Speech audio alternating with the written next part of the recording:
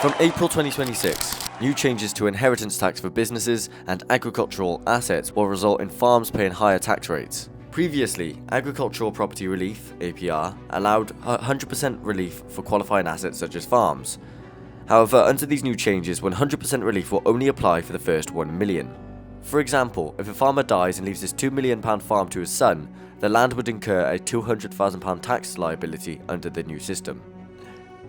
The average farm in the UK is 650 to 800 acres and costs £6 to £8 million. This means the tax liability would be between £500,000 and £700,000. While many farmers may be asset rich, they are heavily cash poor. Because many farming families lack the liquid assets to pay these large taxes, it could force them to sell their land or equipment to cover the costs. This largely threatens the continuity of multi-generational family farms. Alongside that, it reduces the incentives for the farmers to invest in improving or expanding their business, as these investments could increase their estate's taxable value. The changes implemented under Labour, the so-called party of the working class, affects a majority of farm owners, as 66% of English farm businesses have assets exceeding £1 million. Labour propose these changes predominantly to increase tax revenues from wealthier estates in order to meet their budget. The UK so far has provided £4.6 billion in military assistance for Ukraine, and has announced a further £2.5 billion this year.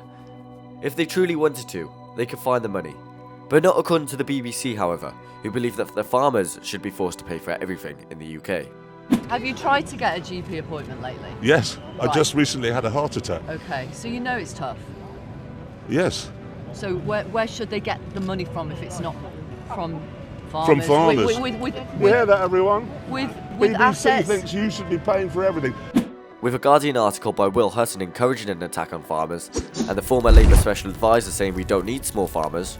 In favour of doing to farmers who want to go on the streets, we can do to them what Margaret Thatcher did to the miners. So just to be clear, Johnny, you would, beat them up? No, this industry we could do without. You can tell this is nothing but a sinister attack from the people in power to make us even more reliant on other countries, and to remove our ability to function on our own, independent of the state. I mean, not too long ago, our government was offering £100,000 to farmers if they retired early and sold all of their assets. Recently, I attended the No Farmers No Food protest in London to speak with some of the farmers and see exactly how they feel about these new changes. Well, it's all about food security, isn't it? I'm not a farmer myself. I'm here supporting the farmers, and probably a lot of people who are supporting the farmers today, like myself, they've seen sort of like the Jeremy Clarkson on TV in his farming series, and the margins that these guys have to work with is ridiculously slim. It's ridiculously hard work. It's below minimum wage, and I think it's absolutely abhorrent that farmers are being put under this kind of pressure to pay huge sums of what would be huge sums of money to them, rather than it's a pittance to the government. It's £500 million a year. It's nothing to them, but it's a lot to farmers. So that's why I'm out here today. Thank you. They should charge the people who have got big farms, land, and don't live on the farms. They should charge them 60%, and then they could let the normal farmers have a much higher threshold. They've got the machinery in houses that will take up most of the first million, and so anyone who's lived on a farm for over 5 years shouldn't have to pay. Only the big farmers who don't actually live on their farms should be paying, and they should be paying 60%. If you want to control the people, you control the food supply. You go back to 1932, 1933 in Ukraine, it's called the Holodomor. They collectivized the farms, persecuted the kulaks, the rich peasants who had more than a few acres, and of course it ended up with a famine that killed between 3 and 4 million people. Then we had Mao's Great Famine in the 50s, which killed, well, estimates vary. Some people think it's as low as 35 million, some people think it's as high as 60 million. Well, some even say 80 million. Oh well, that might be at the extreme end. But anyway, it's tens of millions of people. So this is not about inheritance tax. They could get the money from lots of different places. One thing they could do, for example, is they could slow down the spending on carbon capture. They're spending £1 billion a year on sucking carbon out of the air. Would you believe that? Yeah, I'm well aware. So why on earth would you then try to ethnically cleanse the English countryside of farmers who provide our food, by the way? No farmers, no food. It's not about the money that they're raising. It's not about that at all. It's about ethnically cleansing the English countryside and getting rid of family farms. And these people are barking mad if they think a here today, gone tomorrow political party that got 20% of the electorate's votes is going to take on 6th and 7th generation farmers. They want to fight to the death? Well, we'll see who's standing at the end. So a farm worth over £1 million, is that really a lot? Is it as much as it sounds like? No, not at all. It's probably maybe like 250 acres at most. The farm's probably not making a lot of profit, so it's just hard to make money out of that. Within the 10 years that they're going to have to pay it off, they won't be able to. So they're going to have to sell it probably when they die. So I'm here today to protest against the family farms tax. I think the way that Labour have brought this in, they've broken their promise. They said before the election they wouldn't do it, and it's a tax on hard-working family farms, and it's just a total misunderstanding by this government about how rural economies work. I think the trouble is, they said during the election campaign that they weren't going to tax working people. They've said in this budget they weren't going to tax working people. Well, look how many thousands of farmers are here today protesting against this tax on them, and farmers are some of the hardest working people in the country. If this goes ahead the way that they're going to do it, you're going to see less and less farms over the coming years, which is going to mean that we're going to have to import more food. And if there is, another pandemic, or we've seen war in Ukraine with Russia, if that sort of thing happens again, and we can't produce home, locally British food here in Britain, we're going to be absolutely stuffed and have to import all our food and we'll be at the mercy of other countries. So, I don't think we're at the stage where we might have famine, but certainly we need to stop this now before things get any worse. Well, we've travelled down from Northumberland. It's been a long journey down, but we've just had to come down to show, hopefully, the government that farmers are completely united in this, in these budget changes. And I wanted to ask you then. You've seen at the moment there's a lot of people buying up land who aren't using them for farms. I mean, in the US, for example, Bill Gates is one of the biggest landowners. Do you think this is being done deliberately, where we're being pushed in the direction of famine? I don't know whether there's any hidden agendas or whether Labour just haven't done the figures correctly. I think there probably is a place to put some inheritance tax on to stop farmers that are not actual farmers buying land, and to close that loophole. But the way they've brought out the taxes, it's going to affect every single farmer in the country. Are you a farmer yourself? I am, yes. How many hours would you say you work a week? I probably work an 80-hour week before Wednesday. Like, doing up all the maths of how much you generate in profit, would you say that you even paid minimum wage? No, not at all. Nowhere near it. Yeah. The men, I do employ a couple of men and they get a lot more money back than what I take myself. Why are you here today, David?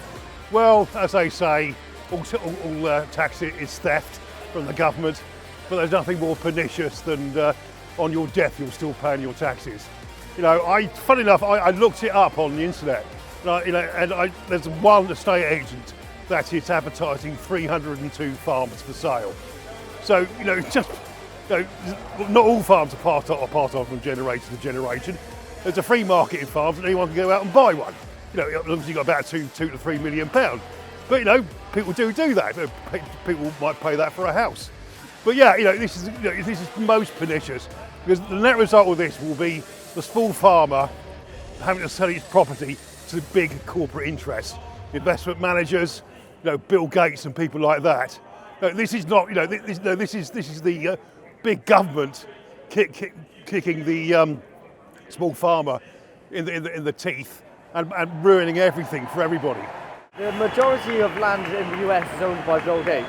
Yeah. He's also buying up a bunch of land in the UK as well. This land isn't being used for anything. It's not being given to farmers. It's not being it's not being used at all. Sure. Especially in an agricultural sense. Sure. So do you think they're doing this deliberately? Because when you control the food Sure. source, you Yeah, I know. Yeah. No, that's crossed my mind. It's a brilliant way of controlling the population. If we import all our food, the government's in charge of the distribution of that. Whilst we've got a small farm around the corner, you can pop down there and buy half a pound of tomatoes or a sack of potatoes. This is making people dependent upon the state. And the other thing as well, I don't want our glorious British countryside carpeted in wind farms and solar panels and things like that. I want it to be, and it would be concreted over to for housing. I want it to be there to be enjoyed by everybody. So yeah, I'm really angry about the Labour Party.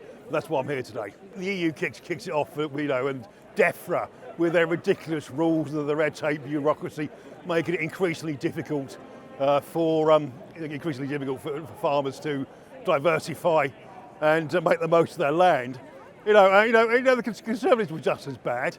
And again, it's the agricultural policy of this country is not run by elected ministers and MPs. It's run by civil servants and the EU, which is absolutely disgusting.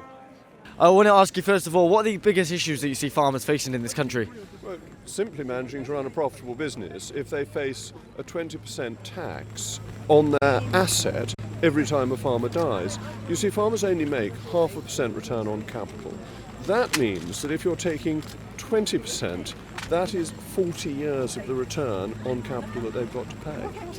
We've spoken to a lot of farmers today who tell us if you crunch the numbers, they make less than minimum wage. How do you feel about that? Well, farmers work incredibly hard. It is a vocation for farmers as much as a business. They're very good at business, they do their best to make a success, but the value of their land, and indeed of their business assets, the tractors, the combine harvesters, is an extraordinary cost. And if you tax that, even at 20%, even with a £1 million threshold, that means a lot of farms will simply not be economic.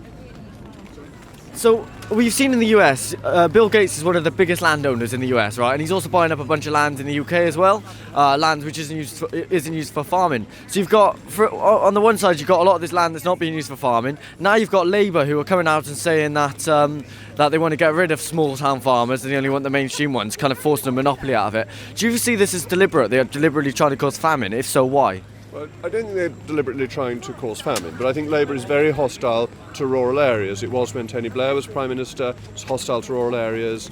Again, the Labour Party is socialist. It does not believe in private property. This is a further attack on private property, and the farmers are the victims. So do you reckon this could end in the kind of abolition of private property? Well, I don't think they're going to get that far because they don't have a majority in the country to do this, but they are trying to undermine the rights of property. Yeah. So Labour has always leaned towards the socialist, but do you think this goes beyond the traditional Labour values? Oh, I think it does, because I think it is hostility to farmers and to rural communities. And there are a lot of Labour voters in rural communities, as I discovered at the last election when I lost my seat. So they are being hostile to their own voters, which is very bad politics. So why are you here today? Well, yeah. Go on, you. Farmers are fed up being ground down, basically. Feel like everything's against us at the moment. So you're both farmers yourself, yeah? Yeah. How many hours would you say you work a week? Don't count. Don't want to count.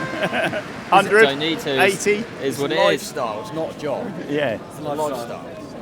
And would you say then, based on how much profit your farm generates, that you're paid at least minimum wage?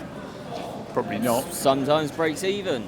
Yeah. But yeah, breaks even if you're lucky, and obviously there's sometimes a profit in it, but as soon as you start employing people, there's not a lot left in it.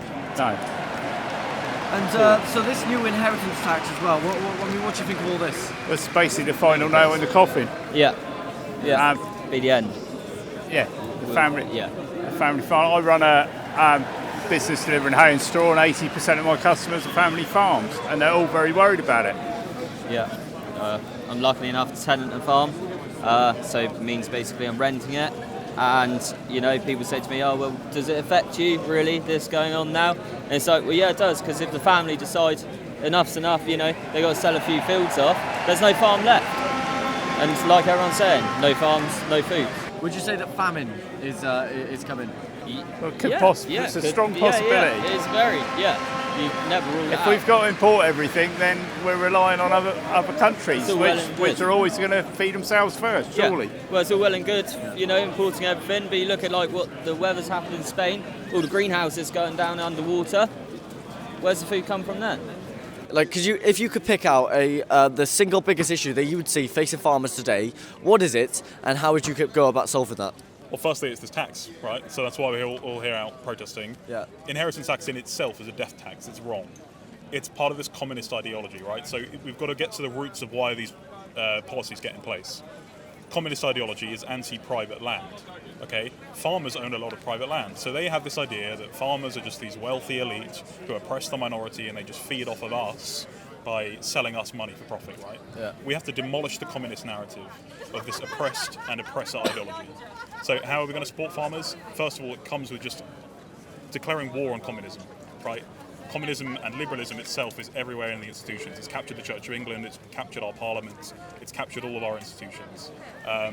So it's very much a cultural issue. You mentioned a bit there about communism as well, and I'll tell you what's really communist at the moment is the fact that Bill Gates owns the majority of land in the US. He's the US's biggest landowner, but he doesn't, it's not like he owns many farms, is it? And in the UK as well, Bill Gates has been buying up land. And not only Bill Gates, you've got BlackRock, Vanguard, you've got a lot of corporations and companies that are buying up this land which isn't being used for farming. And so I'd see it as a war on farmers. Yeah. They want to make us completely dependent on the state. And one way they do that is completely get rid of farming, right? You cause famine, and then you start importing food from other countries. We saw in America when Biden first came into power, they closed down the Keystone pipeline, which led to them having to import oil from China. Yeah. So it's making them dependent on other countries. So would you argue that a big part of this communistic agenda is making us more dependent on the state, and obviously the war on farming is a part of that? Oh, of course. I mean, it's been going on for so long. I mean, you look at the European Union, right? It's essentially, they want to get rid of the nation state and have a global state, essentially, right? They want you to be reliant on that.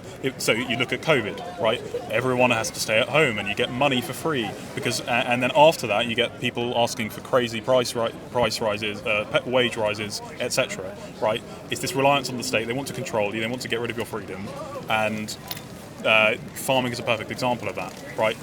Individual communities growing their own crops, local communities buying the produce, it going then into the market, the supermarkets, the markets, right?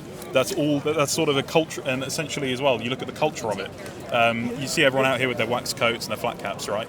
It's a cultural idea of actually having local communities who sort of are able to share the food together, and yeah, that's a really integral part of Britain. Well, we when back in the Industrial Revolution, we were known for the four key staple industries. So we had the staple industries, and that was what Britain was. One of the things that Britain was known for. Whereas these days, we're not known really for anything. And while I used to be proud to be British, I used to know what that meant. These days, not so much, because this is an attack on Britain. This is an attack on the British population. This is an attack on our culture, and this is an attack on our core structures that keep us afloat. Absolutely, yeah. It's we have this idea, and it stems from neo-Marxism, that our entire history is evil, that the British Empire itself was essentially equivalent to any other expansionist regime like Nazi Germany or Soviet Russia or whatever. They see it as all the same thing. Everyone in the West is evil. Imperialism, colonialism was just a pure evil with no benefits to it, and it was just complete tyranny, right? And so what's the response to that? You see things like equity and, in America, affirmative actions, these ideas that literally discriminate against the white majority in favour of the minority in order to push that agenda, because they think that we have to sort of repay from our... It's sort of like a religious idea. We have to repent for our sins of the past and for our ancestors as well. And so it's all part of the same thing, yeah. Right, I'm in solidarity with the farmers who are likely, many of whom are likely to be taxed on inheritance. That means they have to give up their farms, sell their farms. They will not pass the farm down to the next generation. This will curtail a lot of our food production. As it is, we import a lot of our food, and we ought to be much more self-sufficient in food production than we already are. Okay, so we need to support the rescindment of the inheritance tax for farmers. It's a bit like an engineer being told to sell his tools or sell part of his tools to pay off his tax. That means he can't work. And the same applies to the farmers. And I hope the government are listening today. So why are you here today? Because I feel we have to save our farmers, the family farms. This inheritance tax is just going to bankrupt farmers, and I'm here to save them. I live on a housing estate, and I just feel like these are all heritage that we have to save. So I just believe we're losing so much of our heritage, whether it's housing estates here in London or whether it's farmland, and farmers and their businesses. They need our support. They shouldn't be facing this kind of hardship. Obviously, the wealthier landowners. I'm not talking about them. I'm talking about the farmers who have been farming for generations, who have land that is going up in value, but they themselves are not earning more and generating enough money to pay this tax. Yeah, I definitely feel that this has been brought in as a deliberate act to impoverish farmers. I understand that some are wealthy landowners, but many are just making ends meet, and the value of their land is going to increase because of speculation, but that doesn't mean their earnings are going to be enough to cover these kind of taxes. And I feel that it is a strategy to remove a source of food, a secure food security, and also land is such a valuable asset. It's so that it then becomes available as people have to sell up for people like Bill Gates, who can then come in, swoop in and take up all this land asset that really is a cultural heritage to us. It's part of the communities in England and Britain need these farmers and this land to stay in farmers' hands. Not the wealthy, super wealthy landowners, just farmers and their families. I'm here because I like eating, and food's quite important to us. And it's interesting because if we turn around, if you come over here, have a look, we'll see what's going on behind me. There are thousands, literally thousands, and loads of them are farmers because they're wearing little flat caps. So their farmers come from all over England. They haven't got a fucking clue what's going on. They think it's about the government doing a little inheritance tax and, oh, they've made a mistake, they've miscalculated, and we need to just bump them into not doing that anymore. What they don't realise is that this is part of an agenda that's been playing out for at least 20 years, 50 years. The agenda is they don't want these little farms. They're trying deliberately to close them down. It's not a mistake.